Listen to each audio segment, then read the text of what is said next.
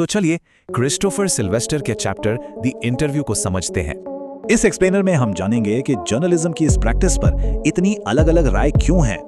सोचिए 130 सालों से भी ज्यादा से इंटरव्यू जर्नलिज्म का एक जरूरी हिस्सा रहा है। और सच तो यह है कि हम सब लगभग रोज ही इंटरव्यू देखते या पढ़ते हैं। लेकिन इस पर राय जमीन आसमान जैसी बंटी हुई है। कुछ के लिए ये एक कला है तो कई हस्तियों के लिए एक हमला। तो चलिए पहले इंटरव्यू के खिलाफ दिए गए तर्कों को सुनते हैं। नॉवेलिस्ट वीएस नायपॉल का मानना था कि इंटरव्यू लोगों को सच में नुकसान पहुंचाते हैं। उनके हिसाब से लोग इससे घायल होते हैं और अपनी पहचान का एक हिस्सा खो देते हैं। एलिस इन वंडरलैंड के लेखक लुइस कैरोल तो इंटरव्यू से बहुत डरते थे। वो इंटरव्यू देने वालों और यहाँ तक कि जान पहचान वालों से भी बचते थे ताकि ज्यादा अटेंशन ना मिले। द जंगल बुक के लेखक रुडयार्ड किपलिंग तो और भी ज्यादा सख्त थे। उन्होंने इसे एक जुर्म और हमला बताया जिसके लिए सजा मिलनी चाहिए। साइंस फिक्शन के बड़े नाम H.G. वेल्स ने भी इसे एक दर्दनाक अनुभव बताया।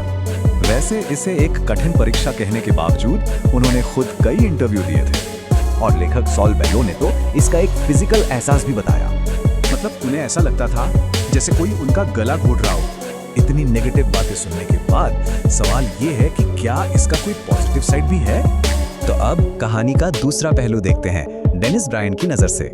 उनका तर्क है कि अपनी कमियों के बावजूद ये कम्युनिकेशन का एक जरूरी जरिया है।